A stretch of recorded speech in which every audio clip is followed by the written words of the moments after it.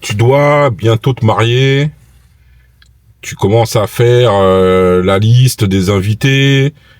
Tu commences à regarder quel type de salle tu veux louer. Est-ce qu'il faut que tu prennes un traiteur, etc. Bon bref, tu vois un petit peu le truc. Et moi les gars, hein, franchement, je vous conseille de vous marier de manière la plus minimaliste possible. Ça sert à rien de faire des mariages où vous dépensez des 10 000, 15 000, 20 000 euros, 30 000 euros, voire plus, quand vous savez très bien que vous n'avez pas les moyens.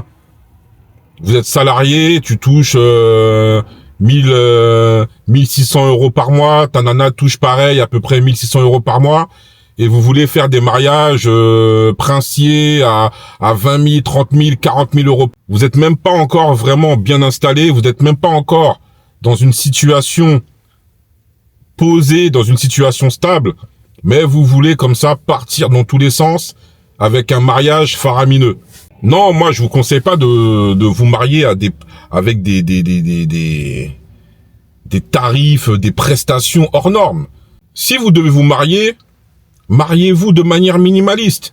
Essayez de trouver un package qui va vous coûter le moins possible. N'oubliez pas que c'est juste une journée de votre vie. Certes, ça doit être une belle journée, mais ça ne doit pas être non plus la journée où vous vous ruinez. Beaucoup de personnes, dans des mariages, à peine rentrés dans des mariages, ils rentrent endettés parce qu'ils ont voulu festoyer, ils ont voulu inviter le maximum d'invités. Tout ça encore pourquoi? Pour le paraître.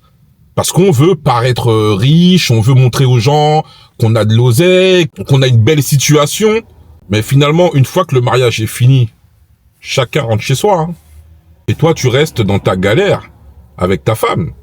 Vous vous regardez tous les deux, vous vous dites, bon, on a mis 30 000 euros dans le mariage, là. On a pris un crédit. Et maintenant, on fait quoi? On n'a pas encore acheté de maison. On n'a pas encore acheté d'appartement. Bon, bref, vous voyez ce que je veux dire? Et vous avez 30 000 euros de crédit sur le dos. Ça veut dire que pour pouvoir prétendre potentiellement à l'acquisition d'un bien immobilier, vous devez quand même rembourser le crédit que vous avez, hein, parce que ça empiète dans votre taux d'endettement. C'est quand même chaud, hein, quand même de faire ce type de mariage. Hein. Et je vous dis ça en connaissance de cause. Hein. Je ne vous dis pas ça par hasard. Je vous dis ça en connaissance de cause. Je sais ce que j'ai vécu, je sais ce que j'ai fait. Donc si je vous dis ça, c'est en connaissance de cause. Ne vous mariez pas sous pression, les gars. Ne vous mariez pas parce que la société veut que vous soyez mariés ou que votre future femme vous met une pression un peu malsaine parce que elle aussi, elle a cette pression du paraître, de vouloir être une femme mariée. Oui, il m'a demandé en mariage, j'ai la bague, faut qu'on fasse la fête, faut qu'on fasse tous les rites et coutumes. Pour le mariage, puisque selon nos origines, hein, il y a différentes coutumes qui rentrent en compte. Et dans la grande majorité, ces coutumes coûtent de l'argent. Donc du coup, faut financer. Faut trouver les moyens de financer. Mais quand tu rentres dans la vie active, t'as pas forcément les épaules pour. Donc du coup, tu fais quoi? Tu te dis, tiens, je vais prendre un crédit. Et tu pars comme ça dans des crédits interminables, entre 20 et 30 000 euros, tout ça parce que t'as voulu prendre The DJ, t'as voulu prendre un espace de réception de dingue, de ouf. Tu t'es mis à financer des choses que t'aurais même pas dû financer, mais comme t'as voulu montrer à tout le monde que regardez, j'ai pris des activités, j'ai pris des gens, j'ai pris un clown, j'ai pris j'ai pris des danseurs, bon bref. Beaucoup de couples font cette erreur malheureusement. Et même si tu as de l'argent de côté, garde ton argent pour des projets beaucoup plus concrets. Garde ton argent pour des projets beaucoup plus concrets. Ne rentre pas dans cette pression sociale où tu dois absolument être dans le paraître. Ne rentre pas dans ça. Et même par rapport aux invités. Tu te maries, mais tu as besoin d'inviter la terre entière. T'as besoin d'inviter le cousin du cousin qui vit je ne sais où, non, faut que je lui envoie une carte à lui, faut que je l'invite. Mais non. Pourquoi? Invite uniquement tes proches.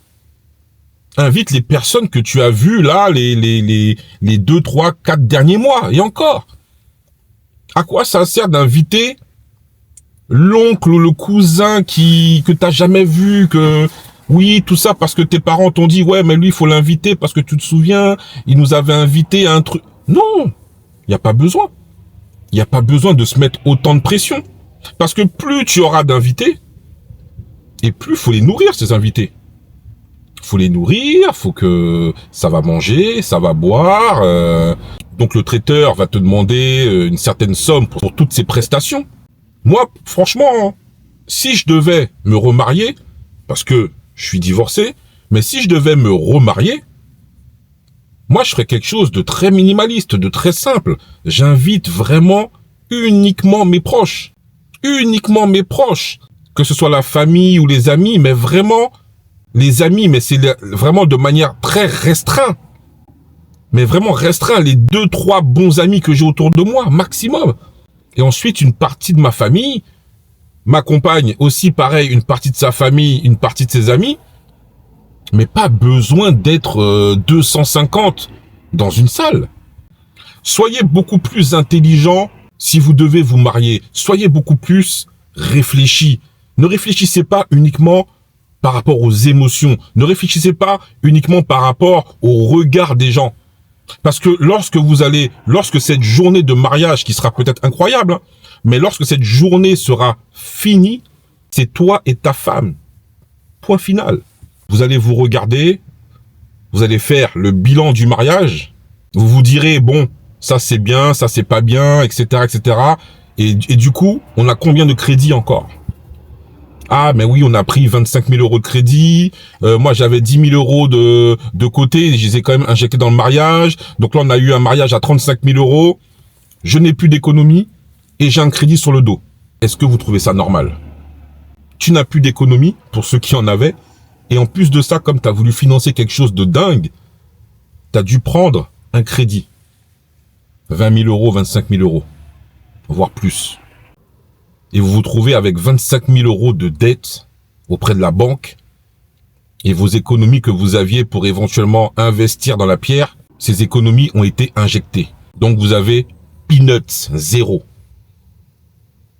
Tout ça pour fêter un jour de votre vie. Oui, hein, bien sûr, hein, vous allez recevoir des cartes, vous allez recevoir, voilà, comme on dit, des enveloppes. Mais ne comptez pas sur ça pour renflouer les caisses, hein. Non, non. Ne comptez pas sur ça. Vous savez, hein, je préfère qu'un couple garde son argent, normalement qu'il devait investir dans le mariage, mais qu'il s'offre 2, 3, 4 voyages pour, entre guillemets, se créer des souvenirs. Mais des souvenirs pour eux deux. Ils sont pas là pour créer des souvenirs à ceux qui vont manger, hein. Ah oui, je me souviens de cette tarte, elle était magnifique. Ah oui, je me souviens de ce mariage quand j'ai été. Oh là là, non. La plupart des gens, quand ils vont dans les mariages, 2 jours après, ça y est, hein, le temps est passé. Merci, au revoir. Hein, voilà, vous êtes mariés, voilà. Plus personne ne vous calcule. Hein. Oula, attendez, je vais mettre ça là parce qu'il y a beaucoup de soleil là. Je suis dans la voiture, il y a beaucoup de soleil. Bon.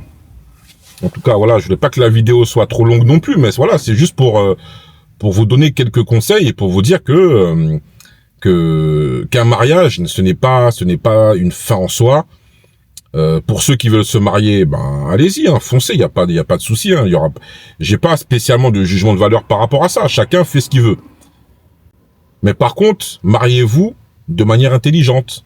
Prenez de la hauteur et dites-vous si vraiment ça vaut le coup d'investir toutes mes économies.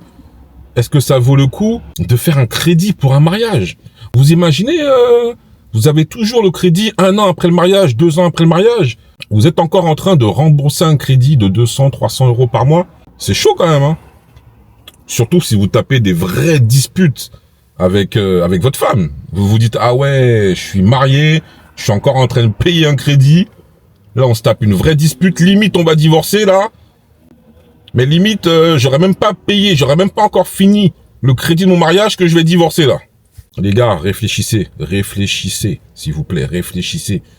Laissez les émotions de côté, laissez le paraître de côté La raison avant tout. Et non pas l'émotion. Allez, dites-moi ce que vous en pensez en commentaire. On se revoit pour la prochaine vidéo. Ciao.